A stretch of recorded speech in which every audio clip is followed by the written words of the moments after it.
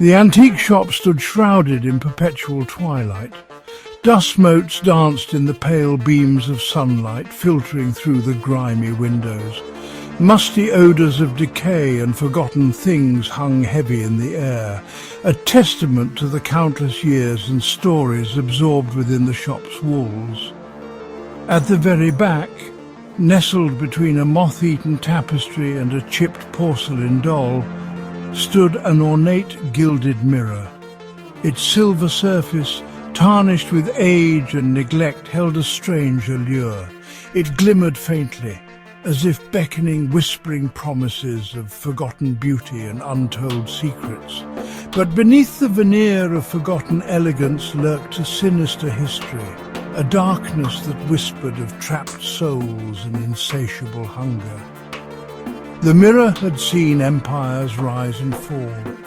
It had borne witness to unspeakable acts, absorbing the terror and despair of those unfortunate enough to be reflected in its depths. Each reflection remained etched into its very being, trapped within its gilded cage.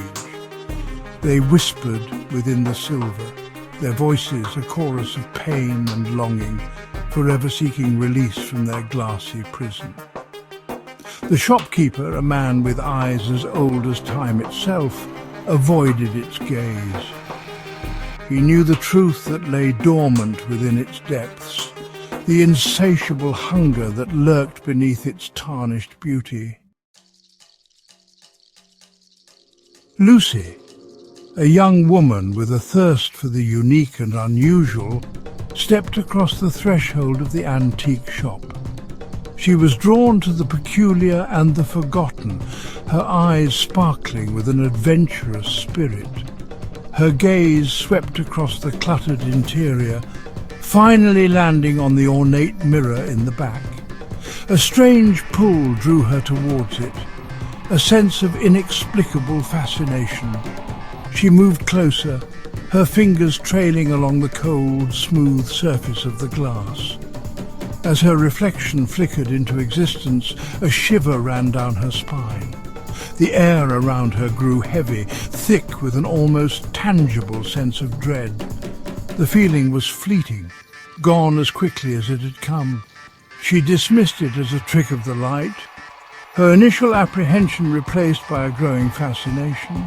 "It's beautiful." The shopkeeper, his face shrouded in shadow, merely nodded, his silence speaking volumes. Days later, Lucy found herself unable to resist the allure of the antique mirror. She purchased it, bringing it home to her cosy apartment. It hung on her living room wall, an elegant, if somewhat unsettling addition to her decor. At first it seemed like any other mirror, reflecting her image back at her with perfect clarity. But as the days turned into nights, Lucy began to notice subtle, unsettling changes. Her reflection would linger for a moment too long, her eyes following Lucy's movements with an unnerving intensity. A faint whisper, barely audible above the din of the city, seemed to emanate from the mirror's depths.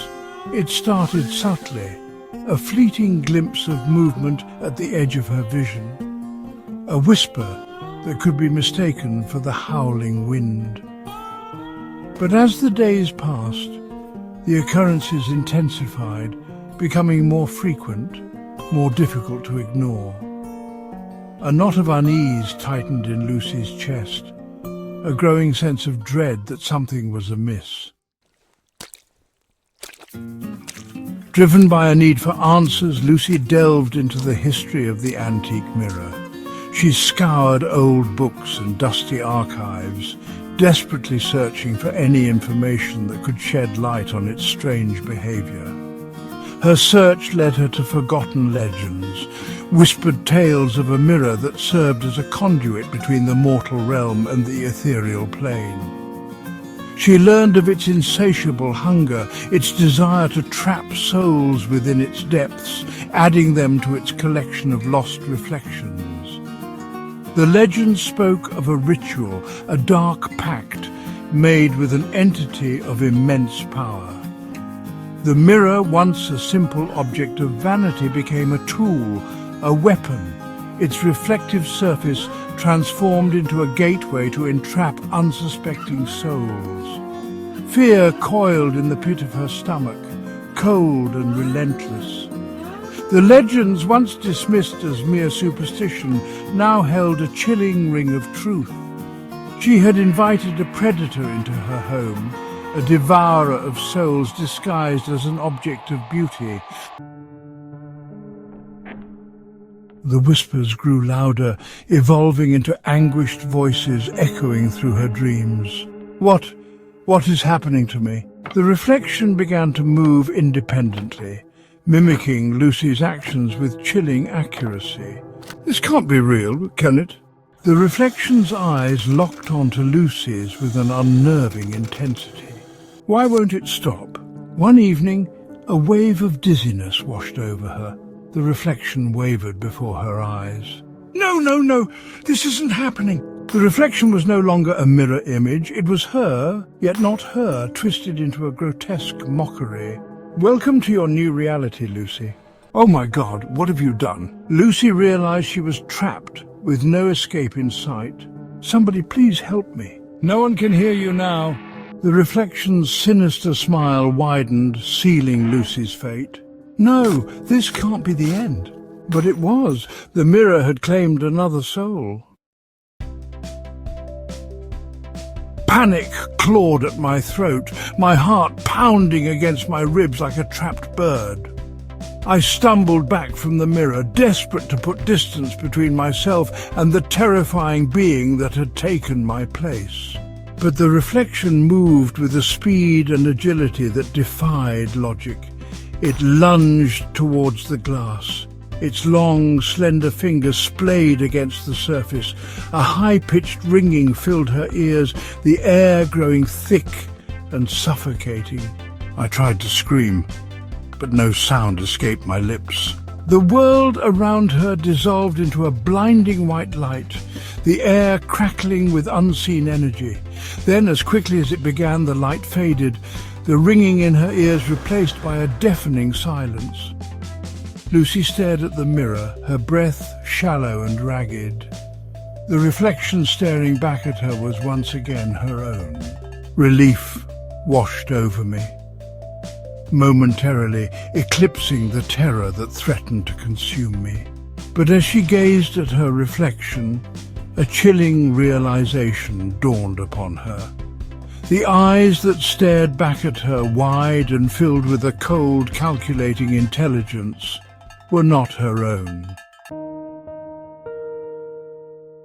Trapped within the mirror's depths, Lucy found herself surrounded by a cold grey void. The air hung heavy and stagnant, thick with the despair of countless souls who had met their end within its gilded cage. I was a prisoner in my own reflection, my every thought and movement monitored by the entity that had taken my place. It revelled in my terror, feeding off my despair as it plotted its escape into the real world. The mirror's hunger was insatiable, its desire for freedom absolute. It would use Lucy's life, her identity, to escape its glassy prison, to unleash its darkness upon the world. She watched, helpless, as the entity inhabiting her body moved through her life with practiced ease. It mimicked her mannerisms, her speech patterns, flawlessly assuming her identity. But beneath the surface, Lucy could sense its true nature, the malevolent force lurking just beneath the surface, waiting for the opportune moment to break free. From her prison within the mirror, Lucy tried desperately to reach out to warn others of the danger. She watched in agony as her loved ones, oblivious to the truth, interacted with the entity wearing her face.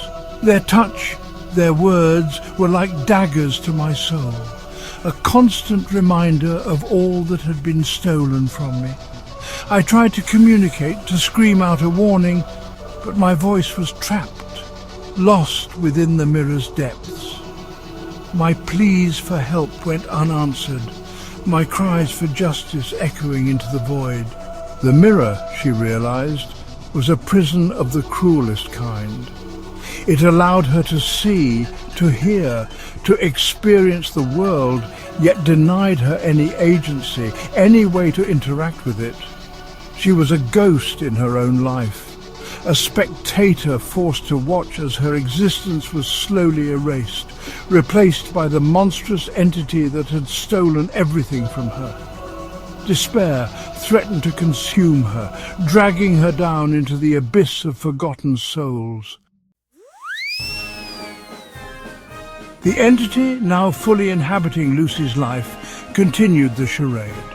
It blended seamlessly into her world, her friends and family none the wiser to the sinister truth lurking beneath the surface. And as time went on, the entity grew bolder, its true nature seeping through the cracks of its carefully constructed facade.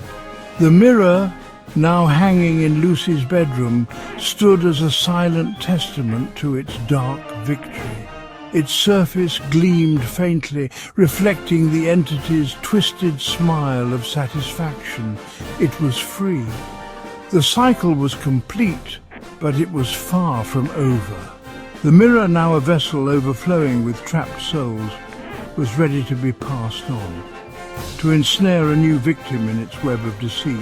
It would be sold, its history buried beneath layers of dust and forgotten tales, its true nature concealed behind a veneer of antique beauty. And the entity, now free to walk among the unsuspecting, would continue Lucy's life, a chilling reminder that some reflections are best left undisturbed. For the mirror's hunger was insatiable, its thirst for souls never truly quenched. And it would wait, patiently, for its next victim to succumb to its allure, to become another pawn in its twisted game of reflection and despair.